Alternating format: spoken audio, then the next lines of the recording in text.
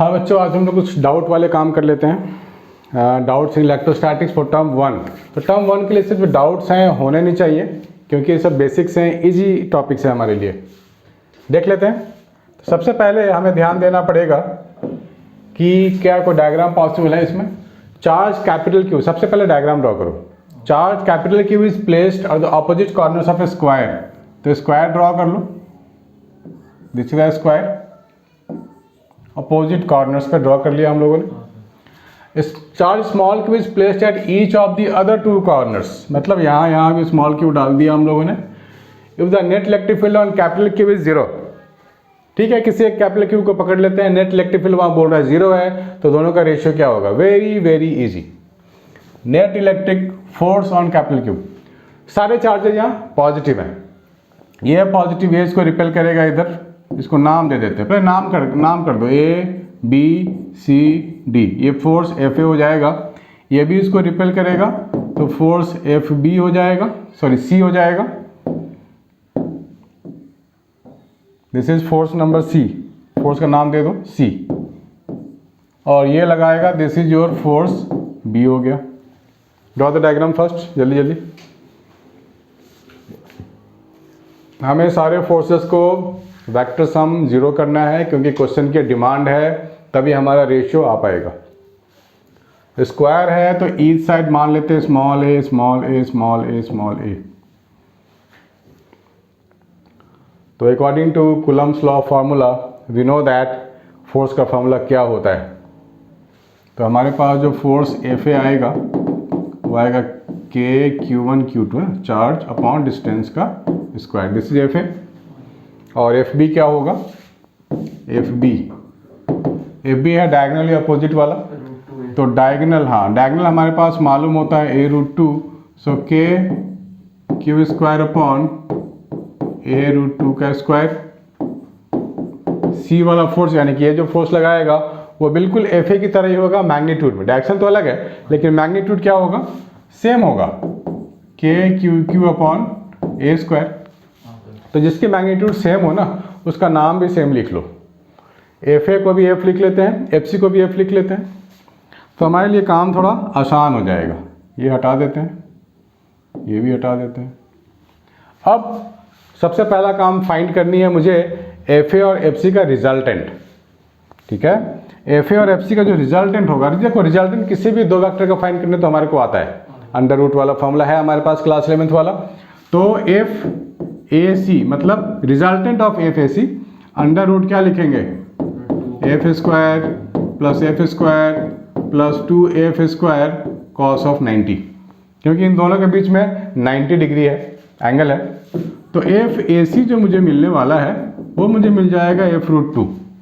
आप सिंप्लीफाई करके देख लो, f√2 आएगा। तो ये f√2 होगा, वो होगा एफ बी की तरफ, इधर दिस वन। अब मैं क्या लिखूंगा? एफ बी प्लस f√2, दोनों का सम लिख दो। टोटल फोर्स एफ टोटल मेरे को मिल जाएगा एफ बी प्लस f√2। अब एफ बी मेरे पास कितना है? ये वाला मैंने लिख के रखा हुआ है पहले से, के Q square upon 2a square, and f√2 is nothing but के क्यू अपॉन a स्क्वायर √2। यहाँ बोला गया टोटल फोर्स 0, तो इसको 0 कर दो अब, और सिंप्लीफाई करके रेशियो फाइंड कर लेंगे हम लोग। तो क्या लिखेंगे? के कैपिटल क्यू अपॉन ए स्क्वायर, ये हो जाएगा हमारे पास कॉमन, ये हो गया हाफ प्लस स्मॉल क्यू √2, ये बच गया हमारे पास। और यहाँ कैपिटल क्यू भी आएगा।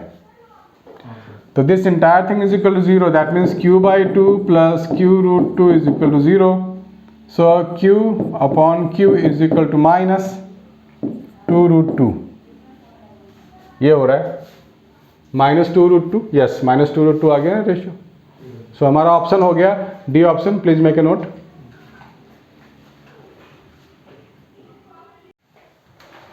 नाउ सेकेंड डाउट इज, इसके आगे बढ़ते हैं। सेकेंड डाउट हमारे पास ये है, if E A with the electric field of A short dipole at A point on it's axial line. हम लोग ने डेरिवेशन किया हुआ है, याद है, डाइपोल वाला, प्लस क्यू माइनस क्यू, और उसी के लाइन में इलेक्ट्रिक फील्ड फाइंड करने का था। उसको बोलते हैं electric field on the axis of the dipole. भूल गए। इक्वेटोरियल लाइन वाला भी हम लोगों ने किया हुआ है। ये तो बहुत ही सिंपल है। जब भी हम लोगों के पास प्लस क्यू और माइनस क्यू, शॉर्ट डाइपोल है ये, और डाइपोल लेंथ 2a लेते थे हम लोग, और डिस्टेंस r पे हम लोग फाइंड करते थे इलेक्ट्रिक फील्ड। यहाँ पर एक पॉइंट होता था, इसको बोलते हैं electric field on the axial line.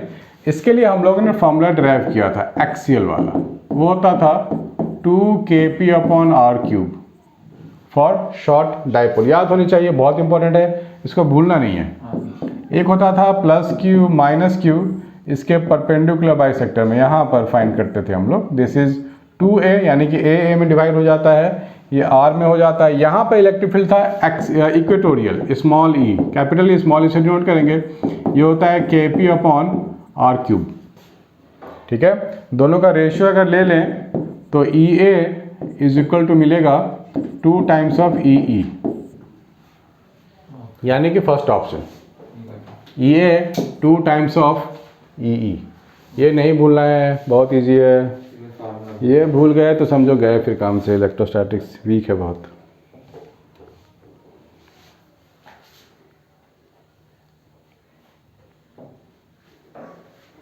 Next करते हैं, चार्ज के बीच divided into 2 parts, small Q capital Q minus Q, दो चार्ज में डिवाइड हो गया। Coulomb force when they are separated to maximum, coulomb force को मैक्सिमम चाहिए। ध्यान से देखना है बच्चों, जिसके पास जो मैथ्स है मैक्सिमम मिनिमम, ये उसी का क्वेश्चन है, बहुत इजी है। Force between 2 charge particles Q and Q minus Q divide by distance का square. Q and small Q, sorry ये स्मॉल क्यू है मेरे पास, दिस इज स्मॉल क्यू, ये हो गया small Q, capital Q minus Q हो गया। अब इस फोर्स को मैक्सिमाइज करना है तो, और रेशियो मांगा गया है Q/Q का रेशियो। तो जब भी मैक्सिमा मिनिमा करते हैं तो क्या करते हैं, डिफरेंशिएशन का इस्तेमाल करते हैं हम लोग, k/r², ये हो जाएगा Q माइनस ऑफ Q²। तो बेसिकली ओरिजिनल जो चार्ज था वो कैपिटल Q था, उसको ब्रेक किया गया है, उसमें से स्मॉल q और Q माइनस Q दो चार्ज बनाया गया है। तो हम लोग क्या करेंगे, इस चीज़ को मैक्सिमाइज करेंगे, यानी कि डिफरेंशिएशन करेंगे with respect to small q, क्योंकि capital Q and rest of the terms are constant quantity. तो इसको डिफरेंशिएट करो, df/dq, बिल्कुल मैक्सिमम मिनिमा है, मैथ का क्वेश्चन है ये, फिजिक्स का तो है ही नहीं। Q माइनस 2Q, ये मिलेगा मुझे differentiation, if you have idea of differentiation, this is 0, that means Q minus 2Q is equal to 0, that means Q/Q is equal to 2:1, यानी कि फर्स्ट ऑप्शन आ रहा है मेरे को ऑप्शन में 2:1। ये सब लॉलीपॉप क्वेश्चंस है, कोई भी कॉम्प्लिकेशंस नहीं है, इजी है।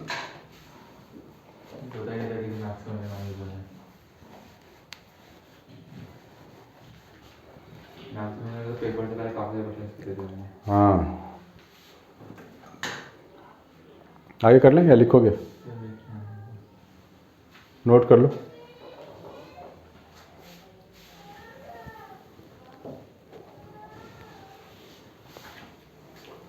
बस डिफरेंशिएशन आनी चाहिए बेसिक वाली, ज़्यादा कुछ तो करना नहीं है, हाई-फाई है नहीं।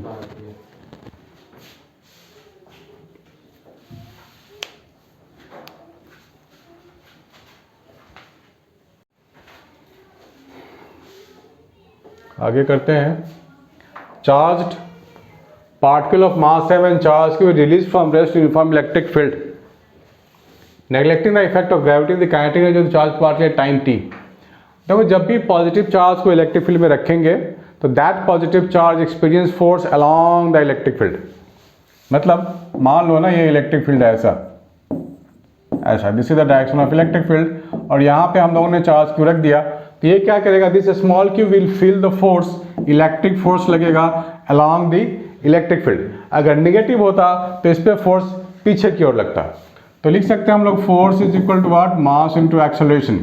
तो फोर्स का फॉर्मूला इलेक्ट्रिक फील्ड के टर्म में क्या होता है, E into charge q, charge q नाम दे दो, EQ is equal to ma। यहाँ से हम लोग निकाल लेंगे एक्सेलरेशन, दैट इज EQ/m। ठीक है, now we have to find kinetic energy of particle at time t। Kinetic energy find करने के लिए मेरे को चाहिए वेलोसिटी। तो शुरू में क्या रेस्ट में था ना, रेस्ट पे था, तो हम लोग ये फॉर्मूला लगा सकते हैं v is equal to u plus a t. तो u तो 0 है, एक्सेलरेशन हमने अभी अभी निकाला E Q by M into T. अब क्या करना है, अब तो कुछ नहीं है, kinetic energy means what, half M V square. Velocity आ चुका है मेरे पास E Q T upon M, ये होल स्क्वायर हो गया, ये हो गया E square Q square T square upon 2m। देखो कौन सा formula, E square Q square 2m, this one, third option.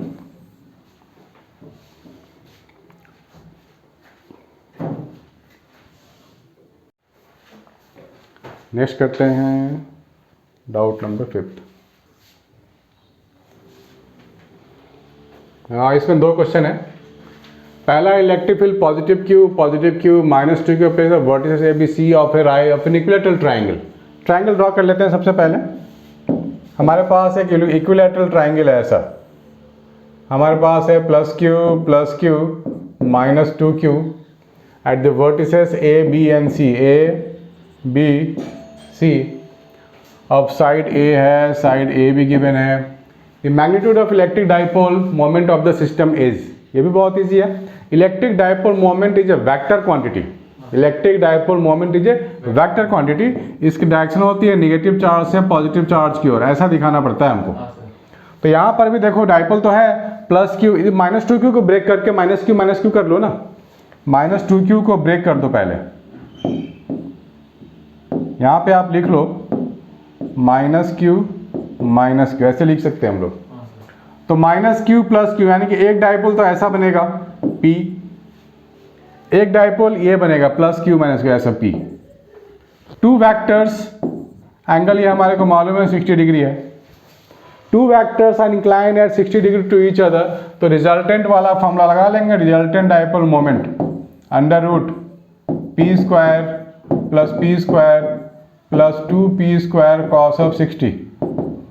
तो कॉस 60 हाफ होता है, ये कट जाएगा, ये हो जाएगा p√3, दैट्स इट। और p क्या होगा, p होता है q into distance between the charges, that is a, qa√3 this one, third option आ गया हमारा। ठीक है, प्लीज मेक ए नोट। उसके बाद दूसरा भी कर लेते हैं।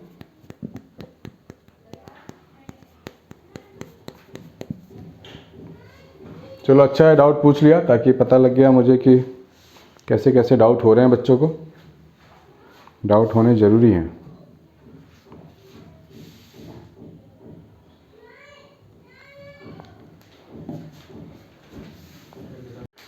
दूसरा कर लेते हैं, दिस वन, इसे हटा देता हूँ मैं।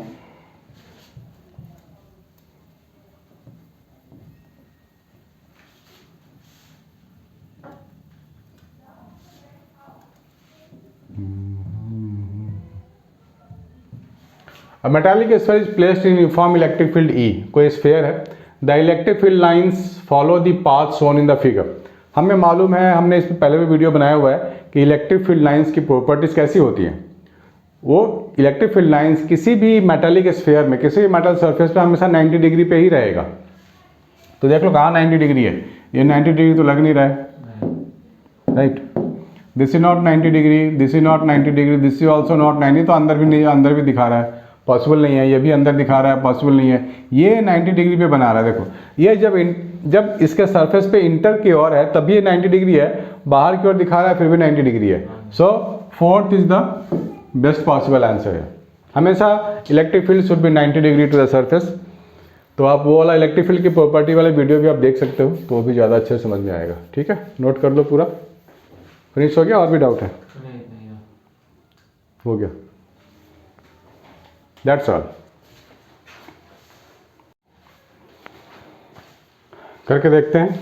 This is basically CBSE sample paper है जो काफ़ी इंपॉर्टेंट है, करना ही चाहिए। यहाँ पे है क्वेश्चन नंबर 1। पहले 1 की बात करें तो मुझे क्या मिलेगा,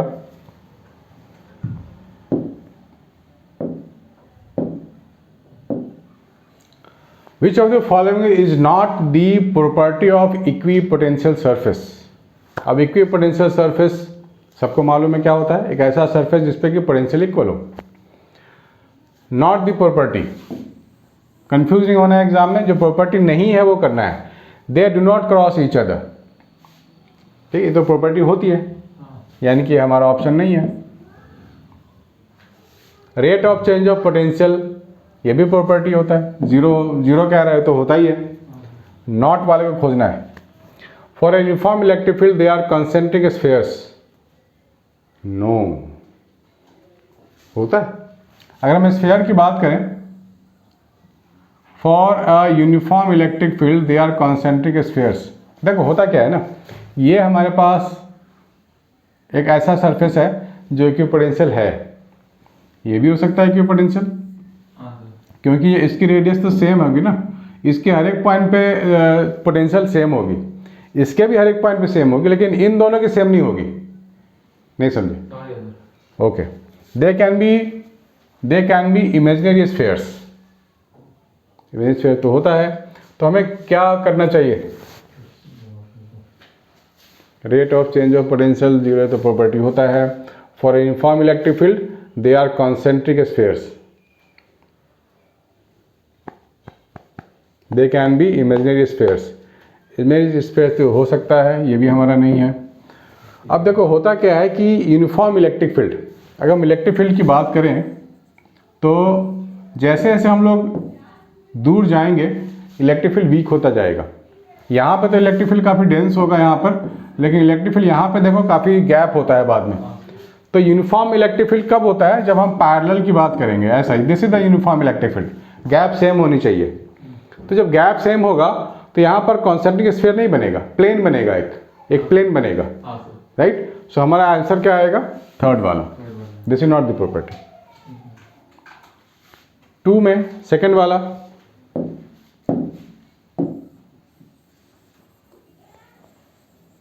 सेकेंड क्वेश्चन है,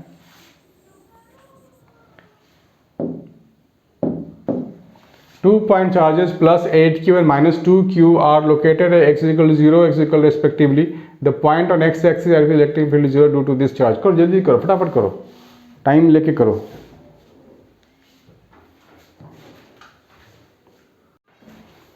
हाँ, ये करते हैं क्वेश्चन नंबर 2।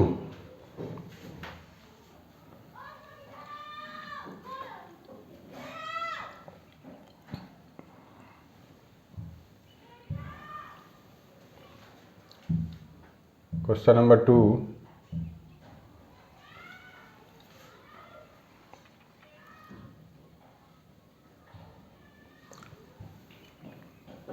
दिख रहा है बेटा साहब साहब?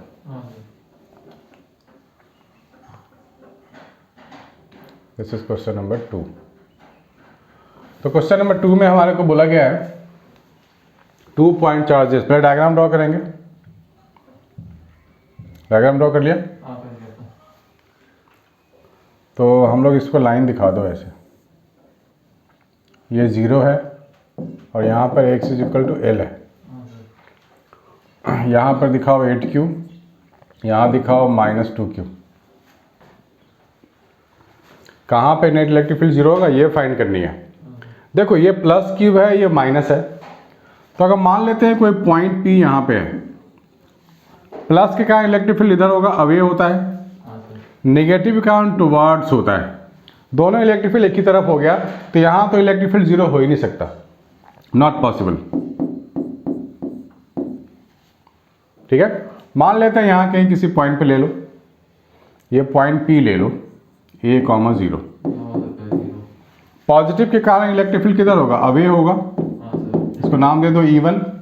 नेगेटिव के कारण टुवर्ड्स होता है, इसका नाम दे दो E2।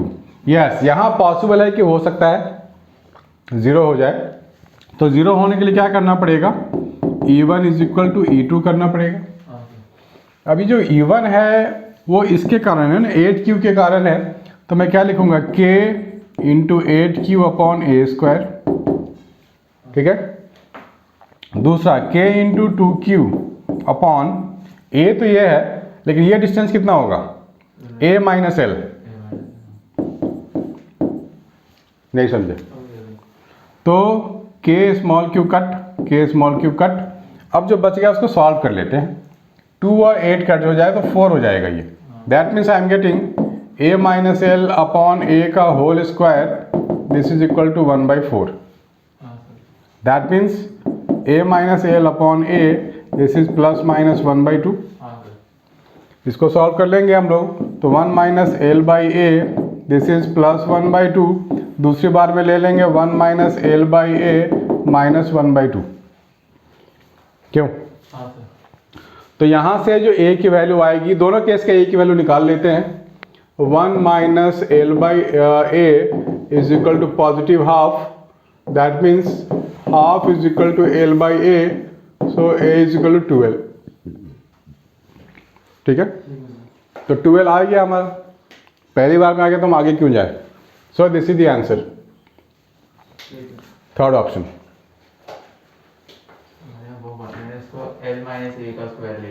हाँ, बी केयरफुल वरना सावधानी हटी दुर्घटना घटी। Question number third.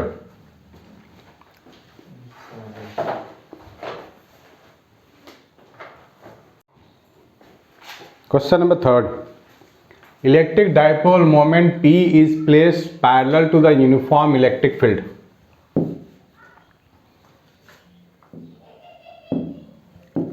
Uniform electric field है हमारे पास, कोई ऐसा यूनिफॉर्म इलेक्ट्रिक फील्ड होगा E और डाइपोल मोमेंट P।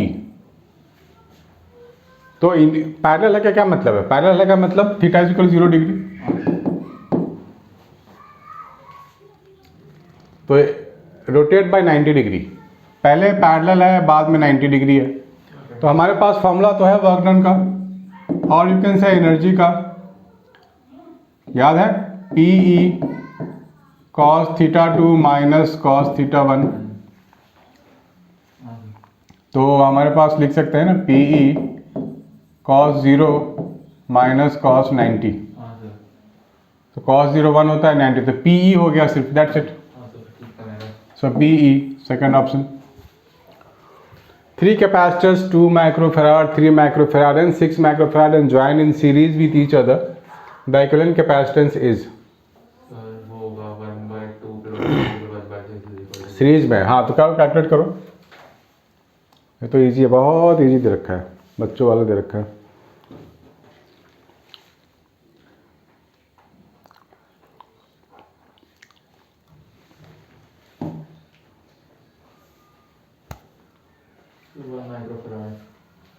कैसे? 1/2 प्लस 1/3 प्लस 1/6, तो एलसीएम हो जाएगा 6। हाँ ठीक है, 1 माइक्रोफैराड। Question number 5।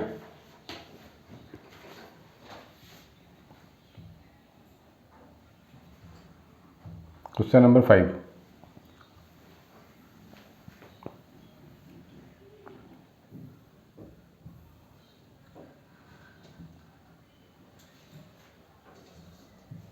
दिख रहा है 5?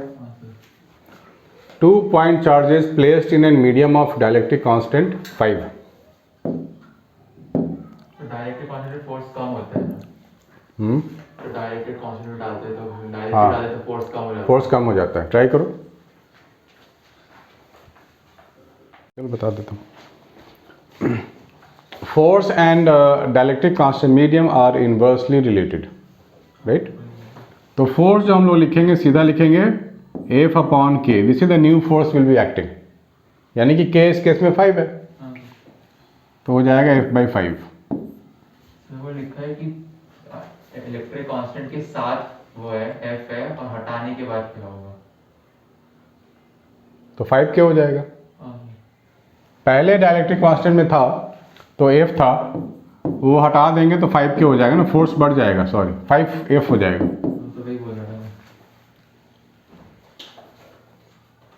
वैक्यूम, ओके सॉरी, हाँ 5F this one. Which statement is true for Gauss's law?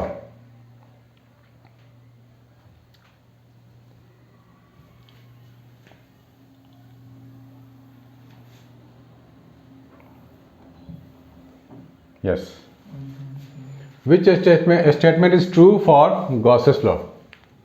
Try करो।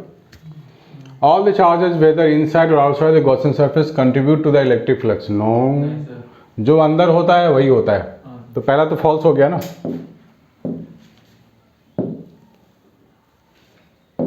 पहला तो फॉल्स हो गया, तो this is not the case. This is false.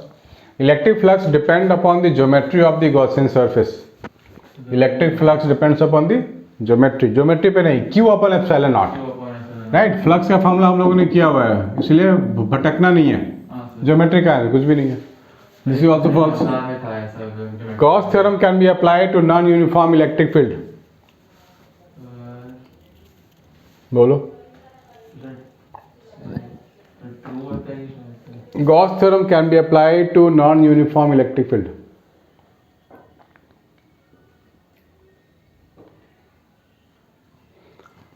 और फोर्थ भी पढ़ लो, आगे पढ़ते रहना चाहिए. The electric field over the Gaussian surface remains continuous and uniform at every point. True है कि फॉल्स है?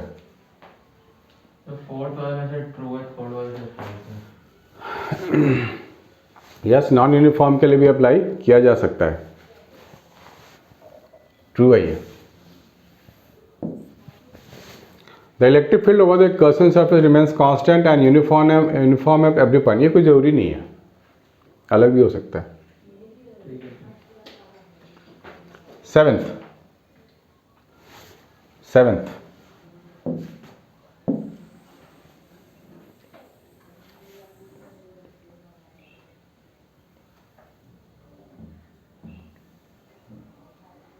दिख रहा है बेटे?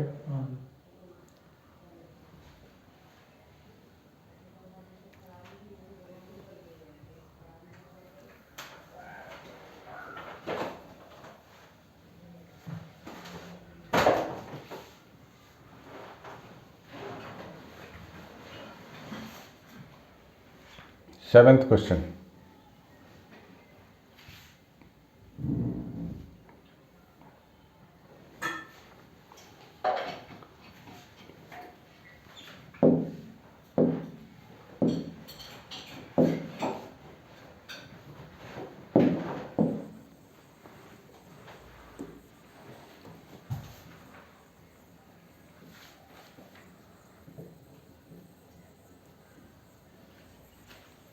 सेवेंथ क्वेश्चन ट्राई करो.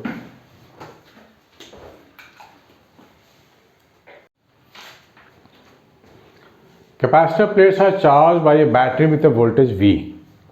After charging, battery is disconnected and dielectric slab is introduced. Dielectric constant K is inserted. The potential dielectric slab डाला गया. तो जब भी हम dielectric slab डालते हैं ना, तो हमारे पास जो वोल्टेज बनता है वो V बाई के बनता है बैटरी हटने के बाद. बैटरी कंटिन्यूस अगर लगा रहेगा फिर तो वोल्टेज V का भी रहेगा, लेकिन हम लोग बैटरी हटा लिया है तो जो नया वोल्टेज जो डेवलप होगा कैपेसिटर के पास वो V नहीं रहेगा, V बाई के हो जाएगा. And K is nothing but ये डायरेक्टली कांस्टेंट, दिस वन.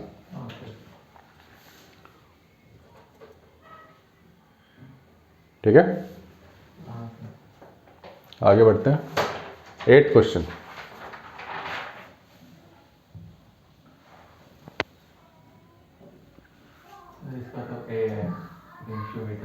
क्या फर्स्ट वाले का पेट का पोटेंशियोमीटर होगा. क्वेश्चन नंबर 8 का क्या होगा? पोटेंशियोमीटर.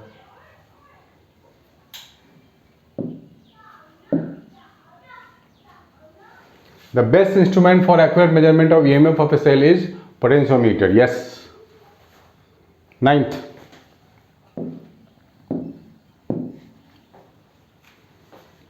ट्राई करो.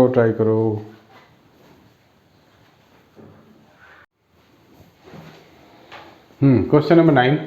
Electric current passing through a circuit containing 2 wires of same material, यानी कि रेसिस्टिविटी सेम होगी. पैरेलल में है तो वोल्टेज सेम होगा, तो we can write V1 is equal to V2. 2 wire हैं पैरेलल में, एक ऐसा होगा एक ऐसा होगा. इसमें करंट मान लो I1 है, इसकी रेजिस्टेंस R1 है, इसमें मान लो I2 है, इसकी रेजिस्टेंस R2 है. तो पैरेलल में है का मतलब I1 R1 is equal to I2 R2. तो हमें I1 अपॉन I2 चाहिए. क्या चाहिए? I1 अपॉन I2, यानी कि R2 अपॉन R1 हमारे को अगर फाइंड कर ले तो काम हो जाएगा. R2 क्या लिखेंगे? रो L1 अपॉन A1 और R2 है, सॉरी 2 है ये, दूसरा जाएगा रो L1/A1, हाँ सर। तो रो तो चला जाएगा। अब यहाँ पे ध्यान से देखना, लेंथ एंड रेडियाई का जो रेशियो है 3/2 है, यानी कि L1/L2 वो है 3/2, हाँ सर। तो L2/L1 तो है मेरे पास, यानी कि 2/3 हो जाएगा। A1/A2 यानी कि पाई R1² /π R2²। हाँ सर। तो रेडियस का रेशियो गिवन है 2:3, यानी कि 4/9, पाई पाई तो गया ना, सो 2/3 × 4/9, 8/27। ये हो गया 8/27। ठीक है। आ गया। हाँ सर। दूसरा ट्राई करते हैं, 10th वाला।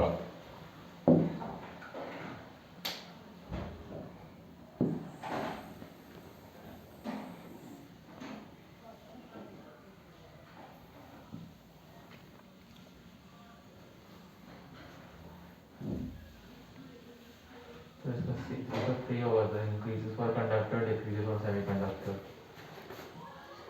क्या करें? By increasing the temperature the specific resistance of a conductor. Specific resistance समझते हो? हाँ सर, टोटल जितना रेजिस्टेंस है? है। नहीं, स्पेसिफिक रेजिस्टेंस क्या होता है पहले ये सोचो।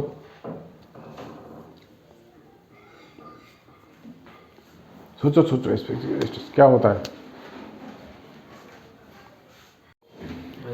बेसिकली ये कोई नया टर्म नहीं है, स्पेसिफिक रेजिस्टेंस हम रेजिस्टिविटी को ही बोलते हैं। रो को। हाँ, this is nothing but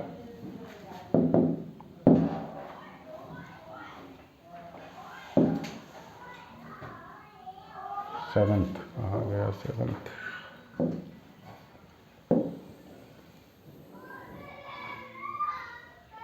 seventh question था ना? नहीं, 10th क्वेश्चन था ये वाला।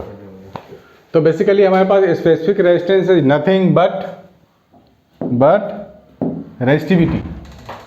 तो रेजिस्टिविटी हमेशा टेम्परेचर के साथ इंक्रीज होता है, सो इंक्रीजेस।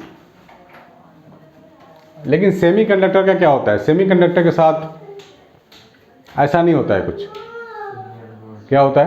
डिक्रीज हो जाएगा सेमीकंडक्टर। सेमीकंडक्टर का रेजिस्टेंस डिक्रीज हो जाता है।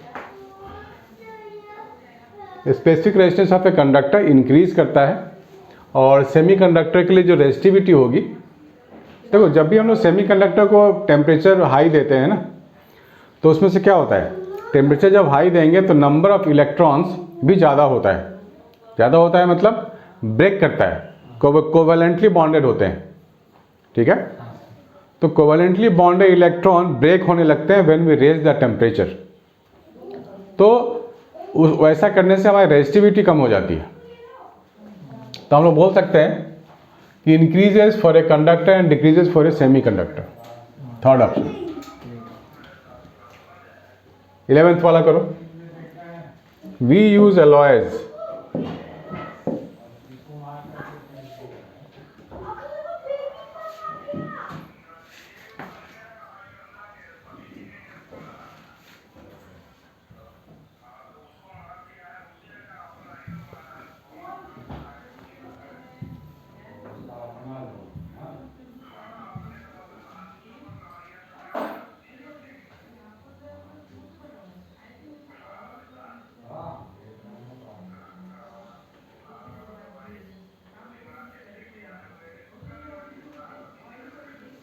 ये सेटिंग करने दो।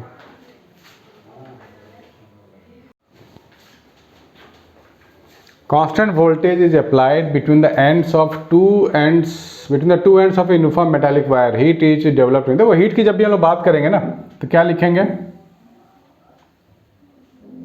क्या लिखेंगे? फॉर्मूला कौन सा फॉर्मूला? I² R×T। बिल्कुल 10th वाला फॉर्मूला है ये। Same material double the radius. Radius से मतलब है नहीं। Twice the length. लेंथ से मतलब है नहीं। देखो है क्या मतलब? रेजिस्टेंस से मतलब है। देखो रेजिस्टेंस में क्या होता है? रेजिस्टेंस तो होता है रो L बाई है, तो यहाँ से मतलब है यानी कि हीट में फर्क पड़ने वाला है।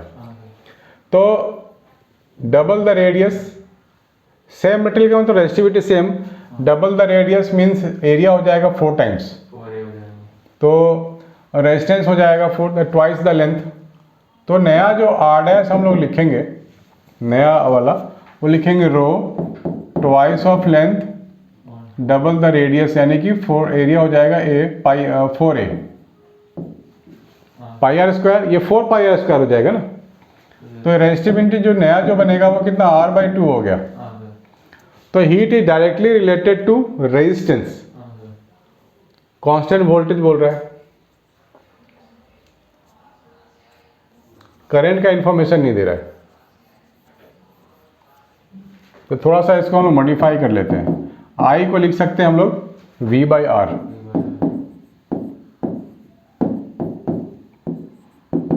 ये हो जाएगा V²/R इंटू टी। तो यहाँ पे कह सकते हैं heat is inversely proportional to R। Time का कोई बात नहीं हो रही है तो हम लोग टाइम को कांस्टेंट मान के चलेंगे। तो रेजिस्टेंस यहाँ हाफ हो गया तो हीट विल बी ट्वाइस, इस केस में ट्वाइस हाफ हो गया ना, रेजिस्टेंस इनवर्सली रिलेटेड है तो ये 2H हो जाएगा। मैंने IRT का फॉर्मूला यूज किया। 12th हमें चाहिए अब 13 क्वेश्चन, 13 14 क्वेश्चन नंबर 13।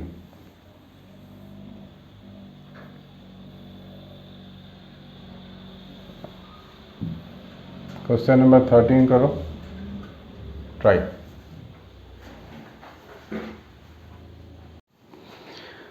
सबसे पहले ड्रिफ्ट वेलोसिटी की बात करेंगे तो क्या बात करेंगे, फार्मूले की।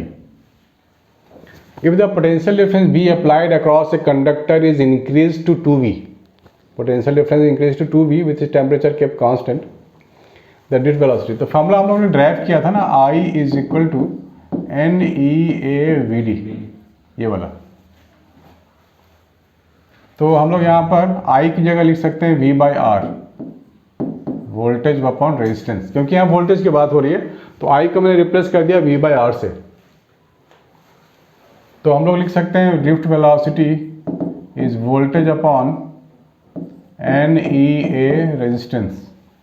ठीक है, रेजिस्टेंस में भी एरिया छुपा हुआ है तो एक काम कर लेते हैं, R की जगह रो L/A कर देते हैं। ठीक है, तो रो इंटू L बच जाएगा, A तो गया। यहाँ पे बोला गया टेम्परेचर कांस्टेंट, यानी कि रेजिस्टिविटी कांस्टेंट फैक्टर है, temperature constant, resistivity constant, NE सब कांस्टेंट है। और सिर्फ वोल्टेज की बात हो रही है तो हम लोगों ने क्या देखा, VD directly proportional to voltage, बाकी सब कांस्टेंट है। तो ये ट्वाइस हो गया तो ड्रिफ्ट वेलोसिटी भी ट्वाइस हो जाएगा। Third option the equivalent resistance. तो इस तरह के फॉर्मूले को रिलेट करना इंपॉर्टेंट होता है। The equivalent resistance between A and B is, नीचे मतलब लिखा है देखने का ढंग से, जो नीचे जो है सर्कल में जो है ये 14th वाले में, तो 45 ये वाला तो सारे रेजिस्टेंस लिख दो बस एक बार। 3 ओम, ये 3 ओम है। डायग्राम में ड्रॉ कर देता हूँ अलग से, ऐसा पहले सर्कल ड्रॉ कर लो। दिस इज 6 ओम,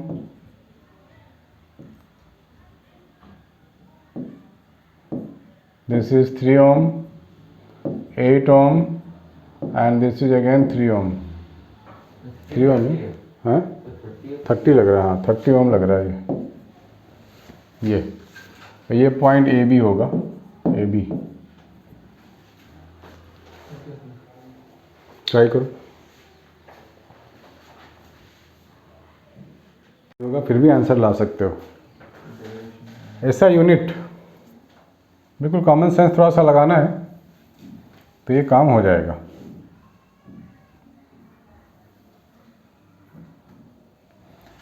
सबसे पहली बात है कि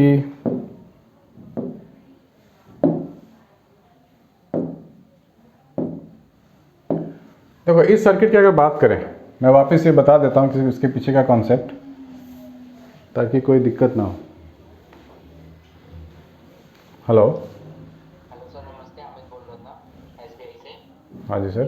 आप विजय कुमार जी बोल रहे हैं? हाँ जी। सर, मैंने को ना होम लोन के बारे में बात करनी थी। आपका एक होम लोन चल रहा है हाँ जी। उसके टेक ओवर के बारे में बात करनी थी, पीटी के बारे में। हाँ, मैं थोड़ा बाद में बात करूँ, कहीं पे बिजी हूँ मैं अभी। ठीक है सर, कोई बात नहीं। ओके मैं ओके, आपको कब बात कर सकता हूँ सर? कल बात कर लेते हैं मॉर्निंग में 10 बजे। ठीक है सर, ओके, थैंक यू। इसमें क्या है कि हमारे पास डायग्राम ही गड़बड़ है।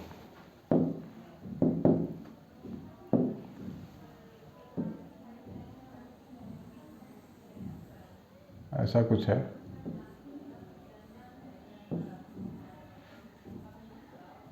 3 ओम, 6 ओम,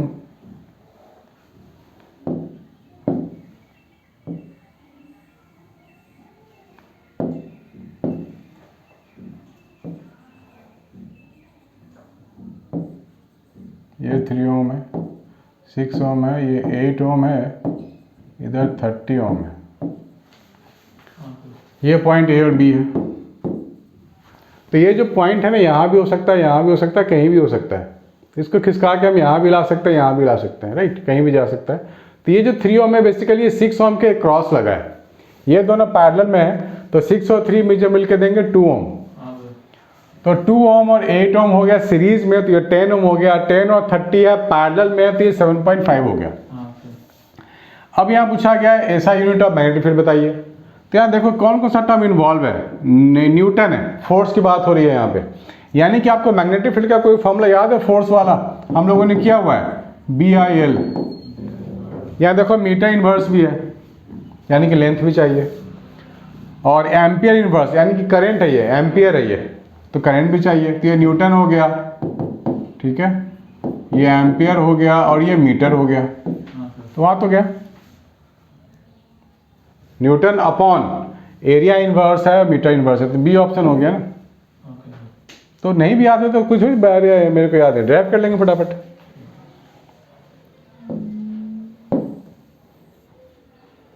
next question number 16 and 17.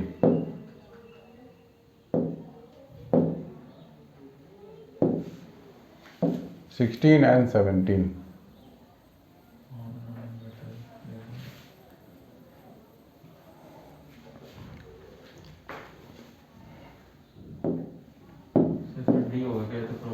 The coil of a moving coil galvanometer MCG is wound over a metal frame.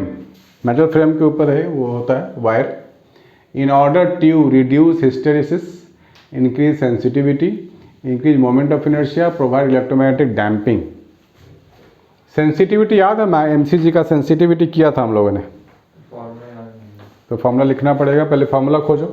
Sensitivity का फॉर्मूला क्या था?